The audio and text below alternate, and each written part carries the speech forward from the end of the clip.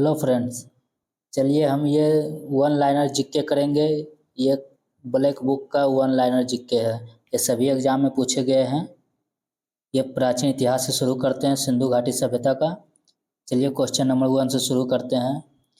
सबसे पुरानी भारतीय सभ्यता का नाम क्या है? सिंधु घाटी सभ्यता। सबसे पुरानी सभ्यता का क्या नाम है? सिंधु घाटी सभ्यता। चलते सिंधु घाटी सभ्यता के खोजकर्ताओं में से एक थे, कौन थे? दयाराम साहनी थे। सिंधु घाटी के किस स्थल की खोज सबसे पहले की गई थी? हड़प्पा सभ्यता के पहले खोज किया गया था। भारत में खोजा गया सबसे पहला शहर कौन था? हड़प्पा था भारत में। चलिए तो पांचवा देख लेते हैं। हड़प्पा सभ्यता की खोज किस वर्ष हुई थी? 1921 में। चलिए देख लेते हैं। वर्ष 1922 में सिंधु के तट पर लड़काना जिले में किस शहर की खुदाई की गई थी? लड़काना जिले में कौन सा शहर था? मोहनजोदड़ो। चलिए अगले क्वेश्चन देख लेते हैं। 6 देख लिए, अब 7 देख लेते हैं। हड़प्पा और मोहनजोदड़ो के प्राचीन शहर किस नदी के किनारे बसे थे? सिंधु नदी तंत्र के। हड़प्पा किस नदी के तट पर स्थित है? रावी नदी के तट पर। हड़प्पा स्थल रोपड़ किस नदी के तट पर स्थित है? रोपड़ सतलज नदी और हड़प्पा रावी नदी। चलिए देख लेते हैं। सिंधु घाटी सभ्यता एक स्थल है जो सिंधु नदी के तट पर नहीं है, रोपड़ नहीं है। हड़प्पा स्थल मांडा किस नदी के तट पर है? मांडा किस नदी के तट पर है? चिनाब नदी के तट पर। चलते देख लेते हैं 12। सिंधु घाटी सभ्यता की सबसे प्रमुख विशेषता क्या थी? सिंधु घाटी प्रमुख विशेषता शहरी सभ्यता थी। चलते हैं 13। सिंधु घाटी सभ्यता के प्रमुख नगरों में कौन सी विशेषता नहीं पाई गई थी? सिंचाई नहरें नहीं पाई गई थी। सिंधु घाटी सभ्यता के लोग आमतौर पर कौन सा घर में बनाते थे? पक्के ईंटों से बनाते थे। सिंधु सभ्यता के टेराकोटा में एक पालतू जानवर नहीं था, क्या नहीं था? गाय एक पालतू जानवर नहीं था। 16। मनुष्य द्वारा प्रयोग की जाने वाली प्रथम धातु कौन सी थी? मनुष्य द्वारा प्रयोग की जाने वाली प्रथम धातु तांबा थी। चलते देख लेते हैं 17 की ओर। हड़प्पा सभ्यता में कौन सी धातु नहीं मिली थी? लोहा। हड़प्पा सभ्यता में लोहा धातु से अनजान था। सिंधु घाटी सभ्यता के लोग किसकी पूजा करते थे? पशुपति और देवी माँ की। सिंधु घाटी सभ्यता की लिपि क्या थी? यह अभी अनिर्दिष्ट है, यह मतलब अपाठ है अभी तक। सिंधु घाटी की खुदाई कौन सा अवशेष वाणिज्यिक और आर्थिक विकास को दर्शाता है? मुहर। नर्तकी की मूर्ति कांस्य किस सभ्यता में पाई गई? सिंधु घाटी सभ्यता में। चलते हैं देख लेते हैं अगले 22। सिंधु घाटी सभ्यता के बारे में कौन सा कथन सत्य नहीं है? जानवरों को मांस मुख्य भोजन था। जानवरों का उसका मांस मुख्य भोजन नहीं था। किसमें मोहर की खोज से यह प्रमाणित हो जाता है कि सिंधु घाटी के लोग भार और मापन पद्धति को जानते थे? हड़प्पा से। हड़प्पा से मिला था, मोहर मिला था, जिससे सिंधु घाटी के लोग भार और मापन से परिचित था। चलते हैं देख लेते हैं। सिंधु घाटी का कौन सा सबसे लोकप्रिय स्थल वर्तमान पाकिस्तान में है? हड़प्पा और मोहनजोदड़ो दोनों पाकिस्तान में है। सिंधु घाटी सभ्यता का महास्नानाघर कहाँ पाया गया था? मोहनजोदड़ो में। स्नानाघर और अन्नाघर भी मोहनजोदड़ो में पाया गया था। हड़प्पावासी क्या थे? शहरी थे। हड़प्पावासी शहरी थे, ना कि ग्रामीण। चलते 27 देख लेते हैं। हड़प्पावासियों की सामाजिक व्यवस्था कैसी थी? उचित रूप से मानवतावादी था। हड़प्पा की मोहरों के निर्माण में मुख्य रूप से किस सामग्री का उपयोग किया जाता था? टेराकोटा का। मोहर में टेराकोटा का यूज किया जाता था। हड़प्पा स्थलों की खुदाई में इनमें से कौन सा नहीं मिला? किला, नालियां और देख लेते हैं कुएं, जलाशय, शिखर के साथ मंदिर। इसका राइट आंसर हो जाएगा शिखर के साथ मंदिर। चलते हैं 30 देख लेते हैं। हड़प्पा काल के रथ की प्रतिमा किस स्थान पर मिली है? हड़प्पा काल के रथ की प्रतिमा कहाँ मिला? दैमाबाद में। दैमाबाद में रथ की प्रतिमा मिला। कौन सा हड़प्पा स्थल गुजरात में स्थित नहीं था? ऑप्शन इसमें दिया हुआ है, कौन सा नहीं था? दैमाबाद नहीं था। और हड़प्पा स्थल गुजरात में कौन है? सुरकोटदा भी है, लोथल भी है, धौलावीरा भी है। 32 देख लेते हैं। हड़प्पा सभ्यता के निशान खोजने वाले पहले विद्वान कौन थे? एक कनिंघम थे। हड़प्पा सभ्यता के अध्ययन से कौन संबंधित है? MS weights. मोहनजोदड़ो की प्राचीन सभ्यता का स्थल पाकिस्तान के किस प्रांत में स्थित है? सिंध प्रांत में। चलते देख लेते हैं, 34 हो गया। 35 देख लेते हैं। हड़प्पा स्थल अमरी कहाँ स्थित है? अमरी कहाँ स्थित है? सिंध पाकिस्तान में। सिंधी में मोहनजोदड़ो का अर्थ क्या है? मृतकों का टीला या मुर्दों का? सिंधु घाटी सभ्यता के किस स्थल को सिंध का नखलिस्तान कहा जाता है? वही मृतकों का टीला को ही नखलिस्तान कहा जाता है, मोहनजोदड़ो। किस देश ने भारत से मोहनजोदड़ो में मिली प्रसिद्ध नर्तकी की प्रतिमा को लौटाने को कहा है? पाकिस्तान। भारत से पाकिस्तान ने लौटाने के लिए कहा, क्योंकि मोहनजोदड़ो चला गया पाकिस्तान में, इसीलिए। मोहनजोदड़ो में सबसे बड़ा भवन क्या है था? महान धान्यगार था, मतलब अन्नागार। कालीबंगा कहाँ स्थित है? ये राजस्थान में है। चलते हैं 41 की ओर। किस हड़प्पा स्थल से जुताई के साक्ष्य प्राप्त हुए हैं? कालीबंगा से। कालीबंगा से जुताई का साक्ष्य प्राप्त हुआ है। सिंधु घाटी सभ्यता में कालीबंगा क्यों प्रसिद्ध है? मिट्टी के बर्तन के लिए, मिट्टी के बर्तनों के लिए भी प्रसिद्ध है और जुताई का साक्ष्य भी प्राप्त हुआ है। किस हड़प्पा स्थल में घरों के निर्माण के लिए पर्याप्त मात्रा में मिट्टी की ईंटों का उपयोग किया गया था? कालीबंगा में। कृत्रिम ईंट डॉकयार्ड पोर्ट टाउन वाला एकमात्र सिंधु स्थल कौन सा था? लोथल, गुजरात। किस हड़प्पा स्थल से एक प्रेमी जोड़े का कंकाल पाया गया था? एक प्रेमी जोड़ा का कंकाल कहाँ से पाया गया था? लोथल से। चलते देख लेते हैं 46। किस हड़प्पा स्थल का मेसोपोटामिया के साथ सीधा समुद्री व्यापार संबंध माना जाता है? किसका माना जाता था मेसोपोटामिया के साथ? लोथल का। लोथल शहर किस नदी की एक सहायक नदी के किनारे बसा था? लोथल शहर साबरमती के किनारे बसा था। बिना दुर्ग वाला एकमात्र सिंधु शहर कौन सा था? चनहुदड़ो था, इसमें बिना दुर्ग वाला था। इस दुर्ग इसके चारों नहीं था। सिंधु घाटी सभ्यता में धौलावीरा किसके लिए प्रसिद्ध है? जल संरक्षण के लिए। अच्छा क्वेश्चन है। धौलावीरा किसके लिए प्रसिद्ध था? जल संरक्षण के लिए। सिंधु घाटी सभ्यता का कौन सा स्थल लूनी नदी के तट पर स्थित था? यही था धौलावीरा, यही था लूनी नदी के तट पर स्थित। सिंधु घाटी सभ्यता में धौलावीरा स्थल भारत के किस राज्य में स्थित है? गुजरात के कच्छ में। चलते देख लेते हैं 52 नंबर। कौन सा हड़प्पा स्थल सीढ़ीदार स्टैंड के साथ एक बड़े खुले क्षेत्र का प्रमाण प्रदान करता है, जिसे स्टेडियम के रूप में पहचाना जाता है? तो स्टेडियम आएगा तो फ्रेंड्स कहाँ मारेंगे हम? धौलावीरा, गुजरात। सुरकोटदा का पुरातात्विक स्थल किस राज्य में है? गुजरात में। घोड़ा का भी यहीं से मिला है। चलते देख लेते हैं। किन पुरातात्विक स्थलों में गड्ढों के आवास के प्रमाण मिले हैं?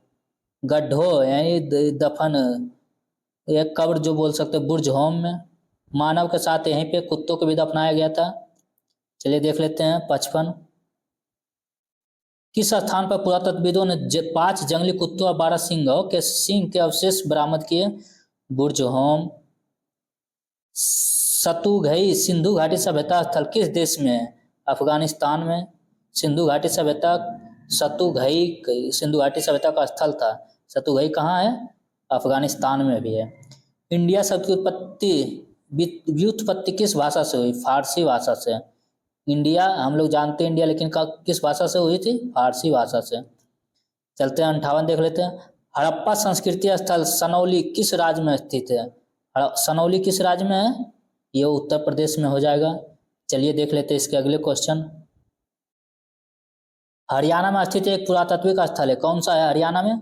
राखी गाढ़ी है। चलते फ्रेंड्स अब आ गए हम लोग प्राचीन इतिहास में। वैदिक काल देख लेते हैं प्राचीन इतिहास का। आर्य पूर्व आर्यों के साथ अपने संघर्षों में सफल हुए, क्यों सफल हुए? आर्य पूर्व आर्यों के साथ अपने संघर्ष में क्यों सफल हुए?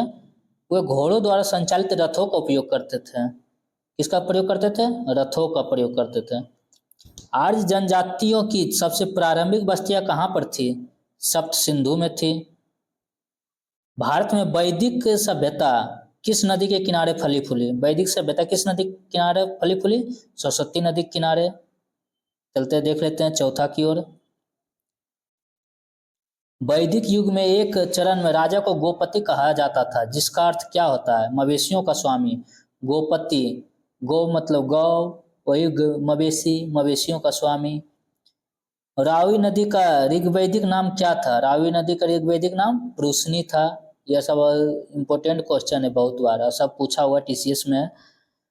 छठा देख लेते हैं, तुंगभद्रा नदी का प्राचीन नाम क्या था? तुंगभद्रा का नदी का प्राचीन नाम पंपा था। प्राचीन भारत में किस विवाह को वैध नहीं जाना जाता था? वैध नहीं माना जाता था किसको? गंधर्व विवाह को। गंधर्व विवाह को प्राचीन इतिहास में, प्राचीन भारत में वैध नहीं माना जाता था। वैदिक आर्यों का मुख्य भोजन क्या था? दूध और दूध से बने पदार्थ था।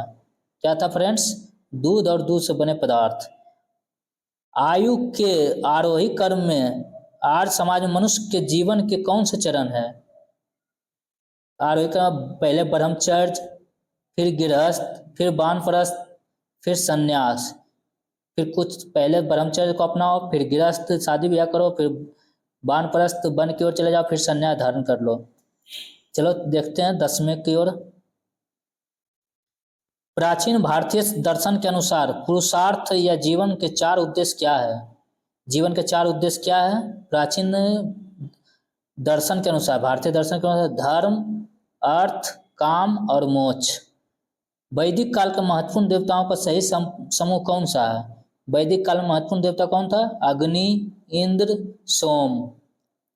वेदांग नहीं है, क्या है? पूर्व मीमांसा। पूर्व मीमांसा एक वेदांग नहीं है।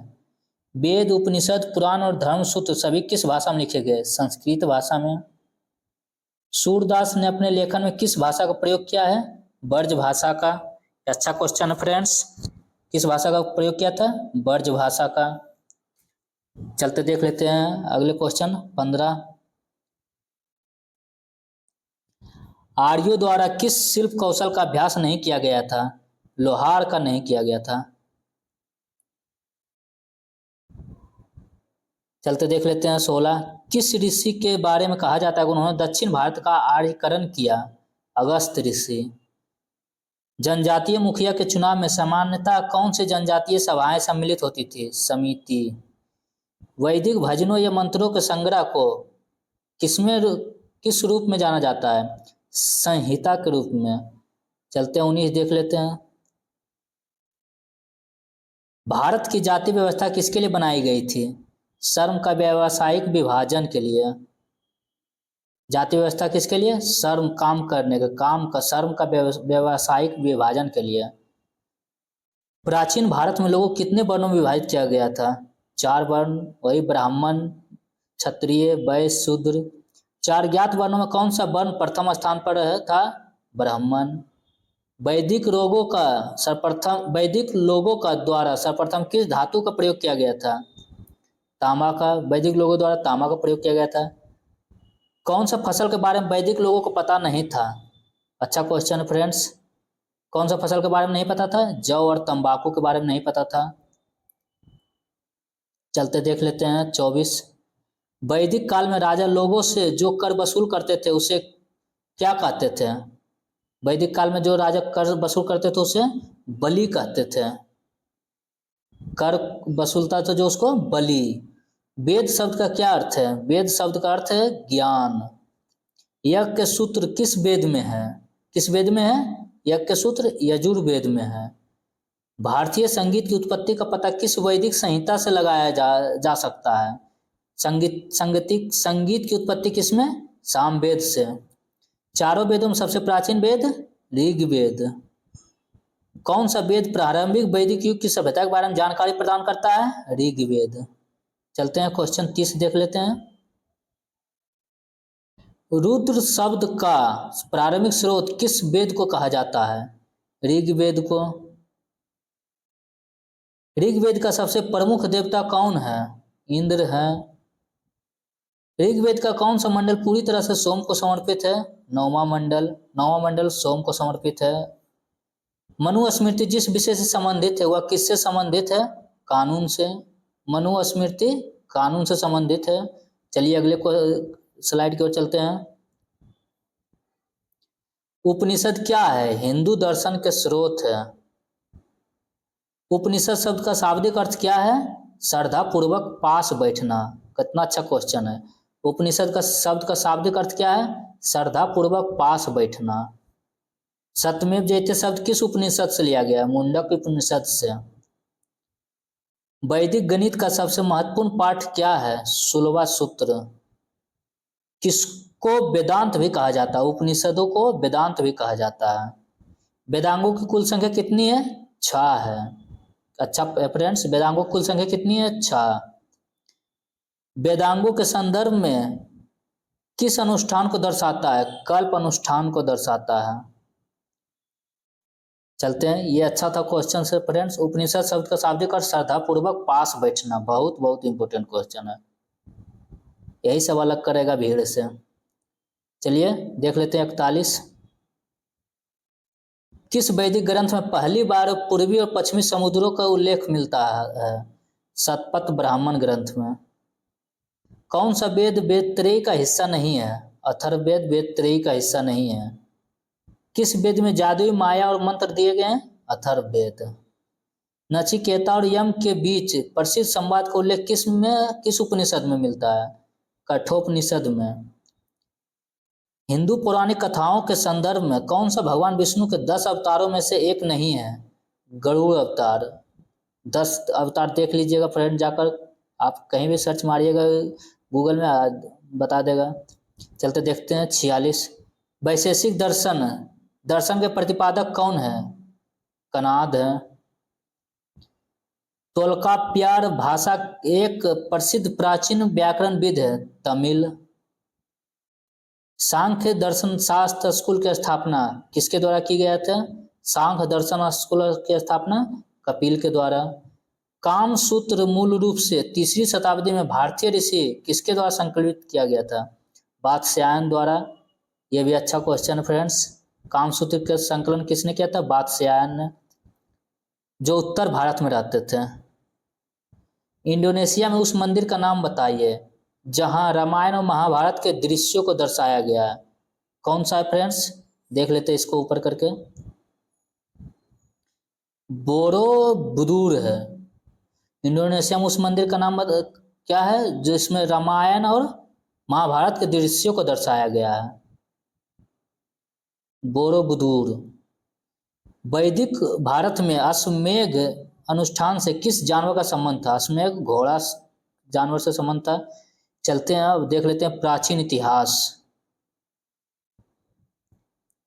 भारत में जैन के धर्म के संस्थापक कौन है? भारत में जैन धर्म के संस्थापक कौन है फ्रेंड्स? महावीर थे। महावीर की माता कौन थी? त्रिशला। महावीर की माता त्रिशला पुत्री प्रियदर्शना थी, पिता सिद्धार्थ था और पत्नी यशोधरा थी।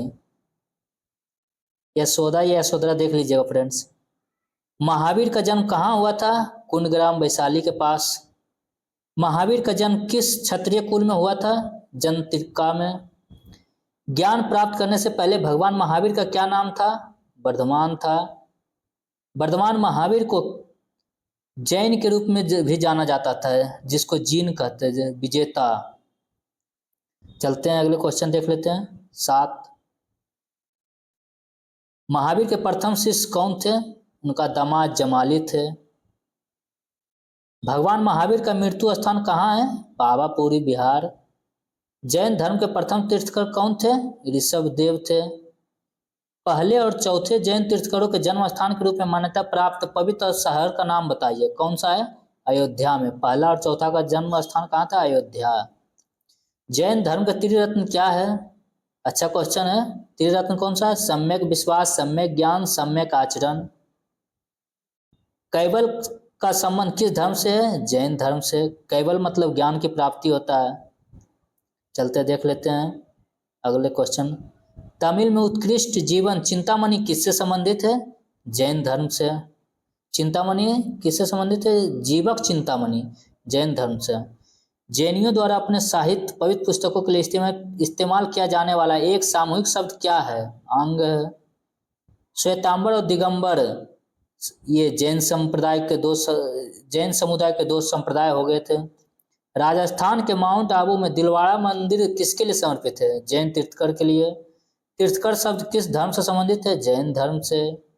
चलते और देख लेते आगे। स्वयंदादा किस धर्म का मूल आधार था? जैन धर्म का। और देख लेते हैं अनुवर्त शब्द किस धर्म से संबंधित है? जैन धर्म से। अनुवर्त शब्द जैन धर्म से संबंधित है फ्रेंड्स। चलते हैं देखते हैं नेक्स्ट स्लाइड में। कौन सा एक ऐसा जैन ग्रंथ है जिसमें जैन तीर्थंकरों की जीवनी शामिल है, विशेष रूप से पार्श्वनाथ और महावीर की? कल्पसूत्र में। कल्पसूत्र में पार्श्वनाथ और महावीर की जीवनी शामिल है। पार्श्वनाथ कौन कितवें जैन तीर्थंकर थे? 23वें जैन तीर्थंकर थे। हीनयान स्कूल का सबसे महत्वपूर्ण कार्य कौन सा है? महावस्तु। जैन दर्शन की शिक्षा देने के लिए किसने पूरे दक्षिण एशिया की यात्रा की? महावीर। बर्धमान महावीर ने किस भाषा में पढ़ाया था? प्राकृत भाषा में। चलते हैं 25 देख लेते हैं। दिलवाड़ा जैन मंदिर किस राज्य में है? राजस्थान में है। जैन धर्म का वास्तविक संस्थापक किसे माना जाता है? ऋषभदेव को। जैन धर्म का संस्थापक ऋषभदेव, वास्तविक संस्थापक महावीर को माना जाता है फ्रेंड्स। लगभग 1500 वर्ष पहले लिखी गई महावीर की शिक्षाएं वर्तमान में किस स्थान पर मौजूद है? वल्लभी, गुजरात। बुद्ध शब्द का क्या अर्थ है? ज्ञानी। गौतम बुद्ध का जन्म कहाँ हुआ था? लुम्बिनी में। बौद्ध धर्म में बैल का संबंध देख लेते हैं। बौद्ध धर्म में बैल का संबंध बुद्ध के जीवन की किस घटना से है? जैन से। जन्म से, सॉरी, जन्म से। बैल का संबंध जन्म से है बुद्ध के लिए। गौतम बुद्ध किस वंश गणराज के थे? शाक गणराज के। बुद्ध ने अपना पहला उपदेश धर्मचक्र परिवर्तन कहाँ दिया था, जिससे धर्मचक्र परिवर्तन कहा गया? पहला उपदेश को सारनाथ में हिरन पार्क में दिया था। ये भी अच्छा क्वेश्चन, हिरन पार्क। फ्रेंड्स हिरन पार्क बहुत लोगों को जल्दी याद नहीं रहता है। हिरन पार्क में दिए थे पहला उपदेश। बौद्धों के अनुसार गौतम बुद्ध का अगला अवतार किसे माना जाता है? मैत्रेय को। गौतम बुद्ध ने सारनाथ में अपना पहला उपदेश किस मुद्रा में दिया था? धर्मचक्र मुद्रा में। चलते हैं 35 देख लेते हैं। वैशाख पूर्णिमा का बहुत महत्व है क्योंकि इस दिन क्या हुई थी? बुद्ध का जन्म हुआ, ज्ञान प्राप्ति हुआ और उनकी मृत्यु भी हुआ। वैशाख पूर्णिमा में इनका तीनों हुआ था, ज्ञान भी मिला था, जन्म भी हुआ था और मृत्यु भी हुआ था। कितना सौभाग्यशाली थे। उस स्थान का नाम बताइए जहां बुद्ध को ज्ञान प्राप्त हुआ था। यह तो आप लोग जानते हैं, बोध गया बिहार। बुद्ध किसके समकालीन थे? बुद्ध बिंबिसार के समकालीन थे। गौतम बुद्ध के जन्म स्थल किसके द्वारा चिन्हित किया गया? अशोक मौर्य का रुक्मिणी देही स्तंभ से। चलते हैं। बुद्ध, धम्म और संघ को मिलाकर क्या कहा जाता है? त्रिरत्न कहा जाता है।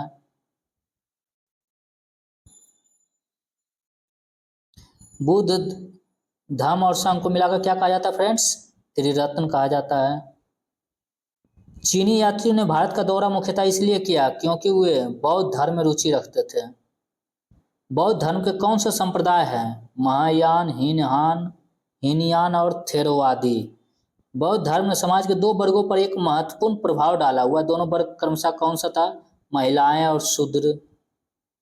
चलते अगले क्वेश्चन 43। गौतम बुद्ध द्वारा प्रतिपादित बौद्ध धर्म के अष्टांगिक मार्ग में कौन से मार्ग शामिल है? अष्टांगिक मार्ग कौन कौन सा है?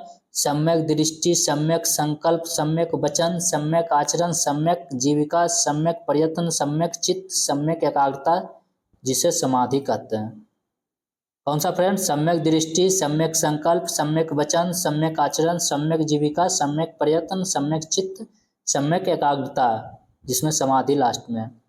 चलिए 44 देख लेते हैं। अष्ट महास्थान बुद्ध के जीवन से जुड़े 8 महत्वपूर्ण स्थानों को संदर्भित करता है, जो क्या है? अष्ट महास्थान। कितना अच्छा क्वेश्चन है। अष्ट महास्थान: लुम्बिनी जहाँ जन्म हुआ था, बोध गया जहाँ वो ज्ञान की प्राप्ति हुआ था, सारनाथ प्रथम उपदेश, कुशीनगर मृत्यु, श्रावस्ती सबसे ज्यादा बारिश में वहां बिताए थे, संकिसा ये तो राजगीर में भी इनका स्तूप है, वैशाली में वैशाली लुम्बिनी वहीं जन्म हुआ था। संकिसा फ्रेंड्स देख लीजिएगा क्या है। चलिए देख लेते 45 की ओर।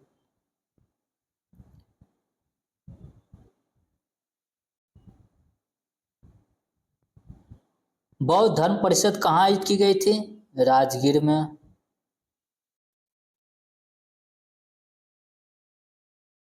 अशोक ने द्वितीय बौद्ध परिषद कहाँ आयोजित की? पाटलिपुत्रा में। चौथी बौद्ध परिषद कनिष्क के संरक्षण में आयोजित, जिसके कारण बौद्ध धर्म का दो भागों हीनयान और महायान में, किनके शासनकाल में हुआ था? कनिष्क के शासनकाल में हीनयान और महायान में विभाजन हुआ था। किस स्थल पर आयोजित हुआ? कश्मीर में। जिसमें महायान का कनिष्क ने समर्थन किया था, ये क्योंकि ये बदलाव चाहते थे महायान, और हीनयान बदलाव नहीं चाहते थे। चलिए, भारत में निर्मित अंतिम बौद्ध ग्रंथ कौन सा था? वामसात पाकसिनी। कौन था फ्रेंड? वामसात पाकसिनी। चलते हैं अगले क्वेश्चन 49 देख लेते हैं। बौद्ध धर्म में त्रिपिटक शब्द का अर्थ क्या था? टोकरियां है, तीन मतलब टोकरियां। त्रिपिटक शब्द का अर्थ तीन टोकरियां है। त्रिपिटक मतलब तीन टोकरियां। बौद्धों की पवित्र या धार्मिक पुस्तक कौन सी है? त्रिपिटक ही है, वही तीन टोकरियां। बौद्ध ग्रंथ पिटक की रचना किस भाषा में हुई थी? पाली भाषा में। चलते हैं, बौद्ध धर्म के प्रचार प्रसार के सबसे अधिक किस भाषा का प्रयोग किया गया? देख लेते हैं इसका। बौद्ध धर्म का धर्म प्रचार के लिए किसका भाषा प्रयोग किया गया था? पाली भाषा का। तमिल साहित्य में गौरवशाली ग्रंथ शिल्पाधिकारम और मणिमेखलाई किससे संबंधित है? बुद्ध धर्म से। मिलिंद हो क्या है? बौद्ध पाठ है।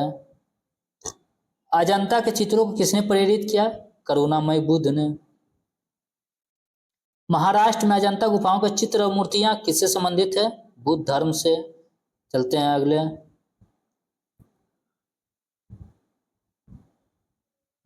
कौन सा मठ बौद्ध धर्म से संबंधित है? चैत्य मठ। चैत्य मठ बौद्ध से संबंधित है। अंकोर वाट का मंदिर कहाँ स्थित है? कंबोडिया में स्थित है। विश्व की सबसे बड़ी बुद्ध की अखंड मूर्ति कहाँ स्थापित की गई? बामियान में। तिब्बत में बौद्ध धर्म का प्रचार करने वाले बौद्ध भिक्षु कौन थे?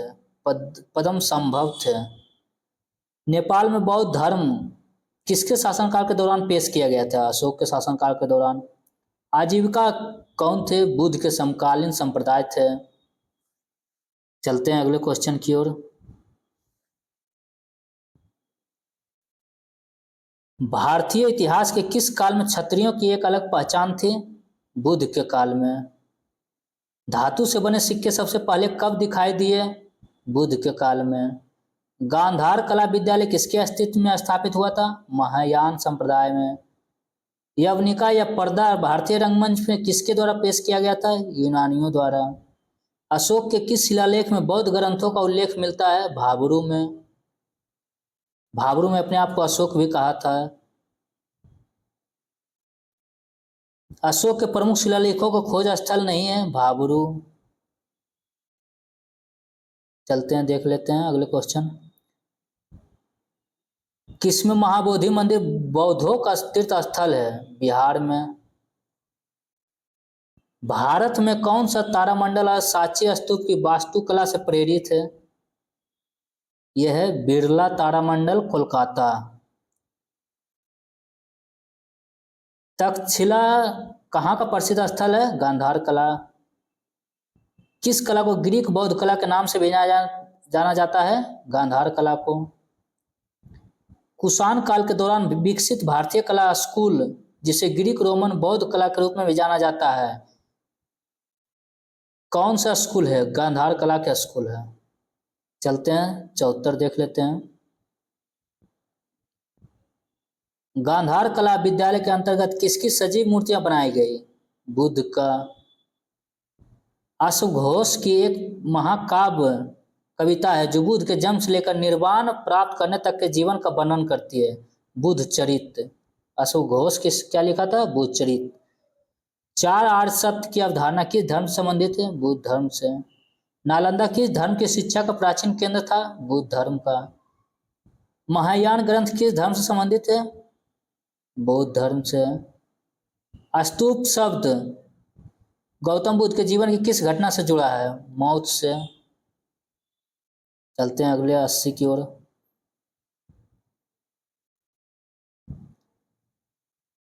न्याय सूत्र किसने लिखा? न्याय सूत्र गौतम ने लिखा। ये अच्छा आते रहता है फ्रेंड्स। किसे एशिया का प्रकाश के नाम से भी जाना जाता है? गौतम बुद्ध को, लाइट ऑफ एशिया। अजंता की गुफाओं की चित्रकारी और मूर्तियों से कौन सी कथाएं संबंधित है? जातक कथाएं। बुद्ध के बारे में ज्यादा इसमें कहा गया। किसके शासनकाल के दौरान बौद्ध धर्म महायान और हीनयान में हो गया था? कनिष्क के शासनकाल में। गौतम बुद्ध ने अपनी समाधि कहाँ ली थी? कुशीनगर में। चलते हैं अगले क्वेश्चन की ओर।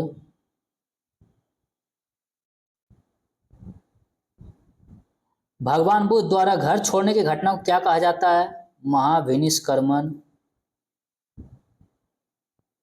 धम्म संस्कृत शब्द धर्म के लिए कौन सा शब्द है? पाली भाषा का शब्द है। धम्म धर्म के लिए है लेकिन वो पाली भाषा का है। गौतम बुद्ध से संबंधित नहीं है, पावापुरी नहीं है, ये पावापुरी में उनका मृत्यु हुआ था, महावीर स्वामी का है। गौतम बुद्ध ने किस भाषा में शिक्षा दी थी? प्राकृत भाषा में, और पाली भाषा में दिए थे महावीर। तीसरी शताब्दी ईसा पूर्व और 12वीं शताब्दी ईसा के बीच की अवधि से संबंधित बौद्ध कला और वास्तुकला के उत्कृष्ट नमूने के लिए प्रसिद्ध है सांची। चलते हैं 90 देख लेते हैं। गौतम बुद्ध का वास्तविक नाम क्या था? गौतम बुद्ध का वास्तविक नाम आप लोग जानते हैं, सिद्धार्थ था। सिद्धार्थ महावीर का पिता का भी नाम था। चलते अगले स्लाइड के देखते हैं। चौखंडी स्तूप भारत के किस राज्य में स्थित एक बौद्ध स्मारक है? उत्तर प्रदेश में। चौखंडी स्तूप कहाँ है? उत्तर प्रदेश में। भारत के किस शहर में धमेक स्तूप स्थित है? वाराणसी में। धमेक स्तूप वाराणसी में, चौखंडी स्तूप उत्तर प्रदेश। लगभग 600 वर्षों तक परित्यक्त रहने के बाद किस वर्ष में सांची की खोज की गई? 1818 में। सांची की खोज कब की गई? 1818 में। सांची स्तूप की खोज वर्ष 1818 में किसने की थी? सर हेनरी टेलर ने। सांची का महान स्तूप किस राज्य में स्थित सबसे अच्छी तरह से संरक्षित भारतीय बौद्ध स्तूपों में से एक है? मध्य प्रदेश में। चलते हैं 96 देख लेते हैं। बौद्ध स्तूप की वास्तुकला का संबंध किस शब्द से है? हर्मिका से। बौद्ध स्तूप की वास्तुकला का संबंध हर्मिका से है। स्तूप स्थल उत्तर प्रदेश राज्य में स्थित नहीं है, भरहुत उत्तर प्रदेश में नहीं है। बौद्ध स्थल वैशाली और नालंदा किस राज्य में स्थित है? बिहार में। दीघा निकाय कौन से प्रवचनों का एक संग्रह है? बौद्ध प्रवचनों का। दीघा निकाय बौद्ध प्रवचनों का एक संग्रह है फ्रेंड्स। सूत पिटक किसका एक भाग है? मध्यमा निकाय का। कौन सी विशेषता बौद्ध धर्म को जैन धर्म से अलग करती है? आचरण मोक्ष का चरम रूप। चलते हैं 102 की ओर। अपना अधिकांश उपदेश गृध्रकूट में किसने दिया था? गौतम बुद्ध ने। बुद्ध युग के दौरान बज्जी महाजनपद की राजधानी कहाँ थी? बुद्ध युग के दौरान बज्जी महाजनपद की राजधानी कहाँ थी? वैशाली था फ्रेंड्स। चलिए आज यहीं तक रखते हैं, फिर अगले वीडियो में मिलते हैं प्राचीन इतिहास के साथ। अगर आप ऐसा देखना चाहते हैं तो वीडियो को सब्सक्राइब कर लीजिए और प्रूडेंस के साथ रेस लगाते रहिए। Thank you friends. जय हिंद।